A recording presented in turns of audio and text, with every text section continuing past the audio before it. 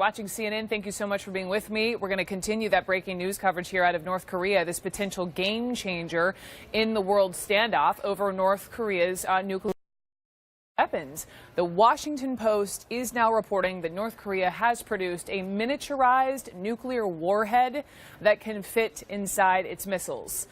Essentially, a nuke small enough to be strapped to an intercontinental ballistic missile or an ICBM, that final frontier in Kim Jong-un's missile program that nuclear experts have been fearing for years. So let's begin with Ryan Brown, who's live at the Pentagon for us on this. And so, I mean, as you well know, North Korea has been escalating threats to hit the U.S. mainland.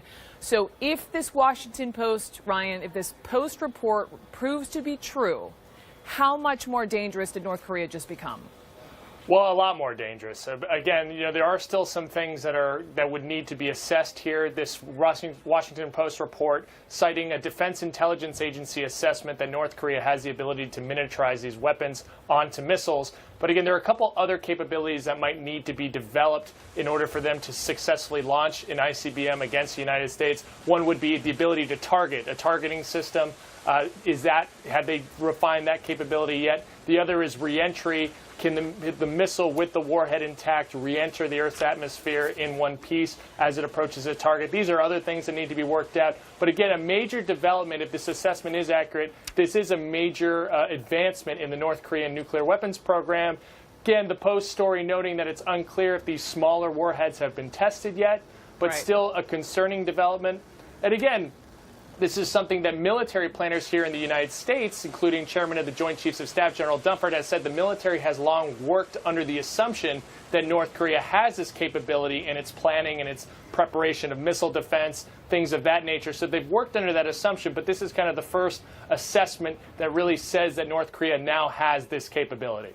All right, Ryan, stand by. I want to bring in Elise Labott, CNN Global Affairs correspondent, and Tom Collina. Tom has 25 years of experience in nuclear weapons, missile defense, and non-proliferation issues. And he's also policy director at the Ploughshares Fund, a foundation working to prevent the spread and use of weapons in war. So welcome to both of you. And Tom, just first to you, just your reaction to this report that Kim Jong-un's regime has crossed this major threshold, reportedly.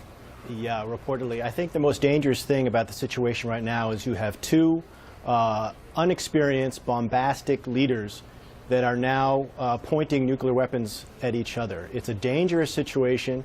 It's a very unstable situation that could quickly stumble into catastrophe. You know, mistakes, misidentification of cues. Again, neither one of these leaders have much experience doing this. So the first thing we need to do is try to sit down, get these two leaders to sit down, the two sides to sit down and start talking. How are we going to defuse this situation? How are we going to bring some stability to this very unstable situation so that we don't stumble into war? That's the primary thing we have to do right now. And Elise, just, you know, coming off of Tom's point, I mean, you were making a point a moment ago on TV about Otto Warmbier, who sadly died, but clearly there was a conversation about getting him home from North Korea, some sort of maybe back channel between the U.S. and North Korea. We know Secretary Tillerson did recently say that, you know, the conversation with the foreign minister would be on the table. How imminent could that happen? I don't think we're talking about, you know, imminent in the next, you know, days or weeks, Brooke, but certainly Secretary Tillerson is trying to lay the groundwork, sending a pretty not so subtle message to the North Koreans. We're ready to talk. Send us a signal, a positive sign. I just want to say about Tom's point about, you know, the leaders. I mean, certainly on Kim Jong-un, he's known as erratic. He's known as unpredictable. But I don't think that U.S. officials are going on the assumption that he's crazy. I mean, certainly he could be irrational, but I think that there's a belief that this leader knows that if he were to launch a nuclear weapon, that would spell the end of his regime, and everything about this regime is about regime survival. So clearly the U.S. has to be ready. It has to have its defenses up. It has to have some kind of deterrent against North Korea. And as Ryan said, the U.S. has been working on the assumption that if North Korea isn't there right now with miniaturizing and having all the ingredients to assemble and launch and test a nuclear weapon, that they're there, that they're going to be there soon. But certainly I think that the U.S. wants to have a diplomatic solution. It's putting out the signals that it would like to have that. And I don't think they think that this is a crazy leader who they don't think that they can talk to. Well, on the crazy leader note, and Tom, let me pose this to you. I was listening to Colonel Francona, who a moment ago posed the question, is Kim Jong-un suicidal, homicidal, or rational? How would you answer that? He is not suicidal. The Kim regime has survived for decades. If there's anything they care about, it is self-preservation.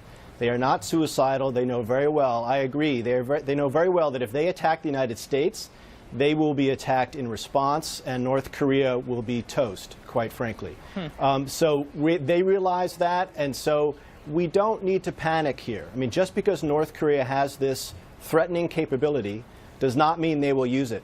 There is time to sit down with North Korea and talk with them and bring some stability to this otherwise dangerous situation.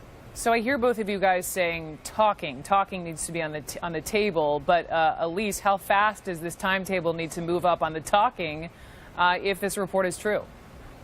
Well, I mean, I think, Brooke, what you have right now that you might have not had during the Obama administration is this kind of credible threat of using force against North Korea. We're hearing, we've heard about it over the years, but you've seen President Trump with Syria, that he was prepared to use military force. I think that now when the U.S. says, when Nikki Haley says, or when H.R. McMaster talks about military action, that's not to say that the U.S. is going to go ahead and do that. But I think in Kim Jong-un's mind, he looks around and says, it's possible that that President Trump would launch some kind of military action. He just doesn't know. I mean, President Obama a lot of times would talk tough and then wouldn't take any kind of robust action. And so I think that there is a desire to talk. I think they need to do it sooner rather than later. I agree that there is some time, and that while we shouldn't, I don't think our viewers should panic that North Korea is about to launch a nuclear weapon that could hit the continental United States. But just the fact that they have that capability makes them that much more important and dangerous of an adversary, and it's going to bring a lot more to get them to a table and get them to have some kind of deal. So last question. If the capability is there, Tom, what would provoke North Korea to use one of these missiles ever? If the United States were to panic and launch some sort of preemptive strike, then there's no telling what North Korea could do, either to South Korea or to Japan or to the United States. So again, we don't want to panic. We don't want to stumble into a response that would be counterproductive. We don't want to make a mistake here. And the danger is that neither leadership is very experienced with these very high tension, stressful situations. So we need to get on the same wavelength. The United States needs to talk to North Korea and say, if you do this, it means this. We know if this, it means this. So we need to have better understanding about where the red lines are, and to establish firmly that if North Korea attacks us, it would be the end of their regime. I think they know that, but it would be nice to confirm it